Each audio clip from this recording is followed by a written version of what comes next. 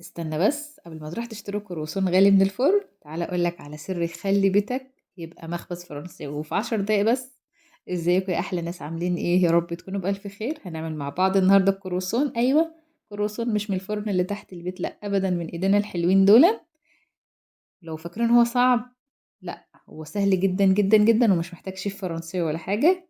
موضوع سهل جدا وطريقته سهله جدا، وهتخلي ريحه البيت مخبوزات، والجيران هتسألك انت بتعملي ايه. يلا كده بينا نبدأ. بسم الله والصلاة والسلام على رسول الله، خير ما نبدأ به. معانا هنا كوباية لبن، كوباية مية، الاتنين دافيين، معلقتين اتنين سكر، ومعانا اتنين خميرة، الواحد 7 جرام، يعني الاتنين 14 جرام.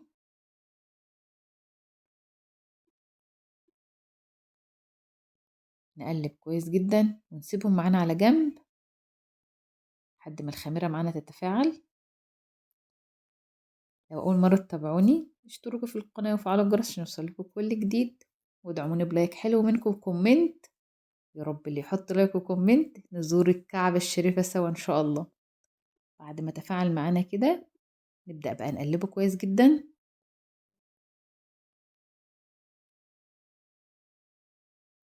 وهنضيف لهم بيضتين اتنين، ونقلب معانا بقى الخليط كله على بعضه كده.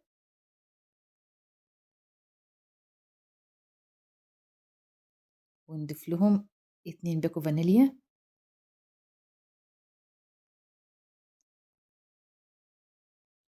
ونقلب كويس جدا.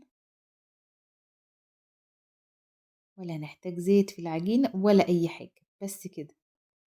هنحتاج معانا كيلو دقيق، كمية السوائل هتحتاج كيلو دقيق. لو انت عايزة تقللي تحطي نص كيلو بس، ممكن تقللي الكمية وتحطي كوباية من نص بالنص وبيضة واحدة. نعجن كويس جدا جدا العجينة لحد ما تلم معانا.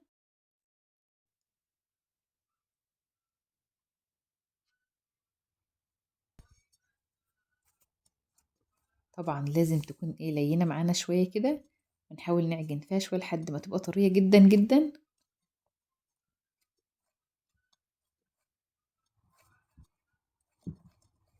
بس كده. هنحاول بقى نلمها كويس جدا ونغطيها.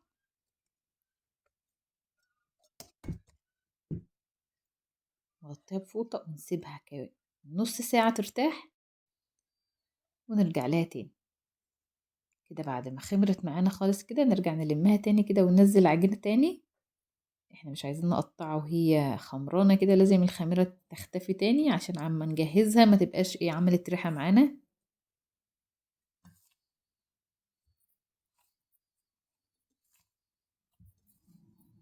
نلمها بالراحة، وكل ما اصلا تحس ان هي خمرت ولمناها تاني، تحس ان هي العجينة بقت ناعمة اكتر. نجيبها بقى على على الرخامة، على المطبخ، نرش رشة دقيق كده، ونحاول نعملها زي رول كده طويل.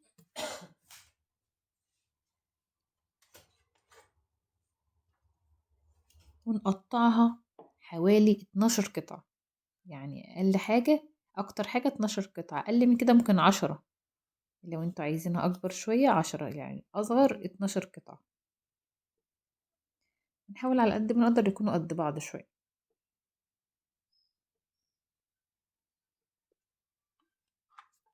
بس كده. بعد ما قطعناهم كلهم، ناخد واحدة واحدة ونعملها كورة.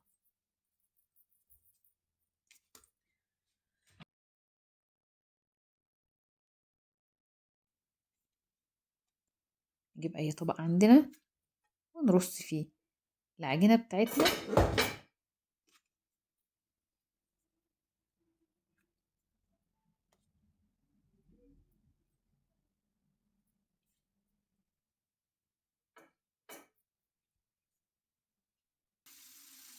لو حسيتوا ان الكرة كبيرة شوية، ممكن نقطع منها حتة. خلاص كده. بعد ما خلاص قطعناه كله، نحطه في جنب كده بالفوطة. ومعانا كده حوالي ربع زبدة، يكون طري بحرارة المطبخ. يعني لو انت حسيتوا انه جامد شوية، ممكن نفكه شوية في الميكرويف. تعالوا بقى نبدأ بقى اوريكم اهم خطوة خالص خالص. طبعا مش هنبططه ونرجع نلمه ونرجع نحطه في التلاجة ونرجع نبططه ونرجع نلمه نحطه في التلاجة، لا، احنا هنعمله بطريقة سهلة جدا. هنحاول نبططه كده رقيق خالص ونسيبها بقى، ونبدأ بقى ندهن زبدة. طبعا حاساها لسه ايه جامدة شوية، فاحنا فكناها لفة في الميكرويف ورجعنا تاني. نعمل طبقة خفيفة خالص خالص،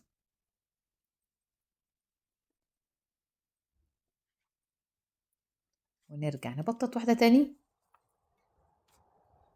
ونحطها فوقيها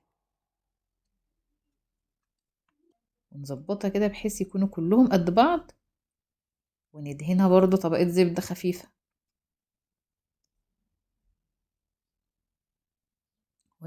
ونفضل نعمل كده لحد ما نخلص كل الكمية بتاعتنا، نبطط واحدة ونفردها فوقيها وندهنها زبدة لحد ما نخلص كل العجينة بتاعتنا.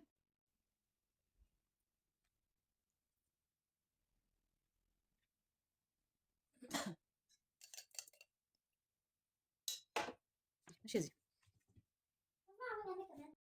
وندهن. واهم حاجة الطبقة الاخيرة ما بندهنش وشها زبدة، يعني خلاص كده خلصنا اهو. مثلا الطبقة الاخيرة نظبطها كويس جدا، نحاول نظبطهم قد بعض خالص،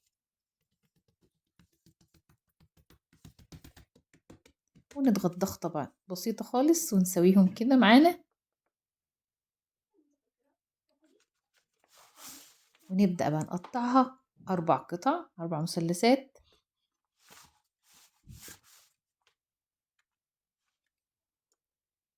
وبعدين كل مثلث نقطعه 4.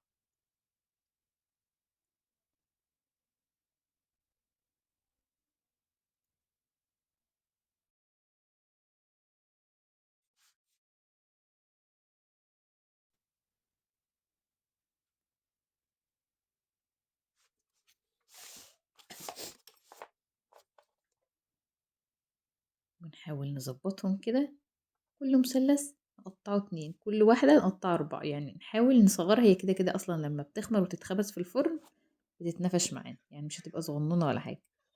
ونيجي بقى بالراحة كده نقطع من الحرف فوق بس حتة صغيرة خالص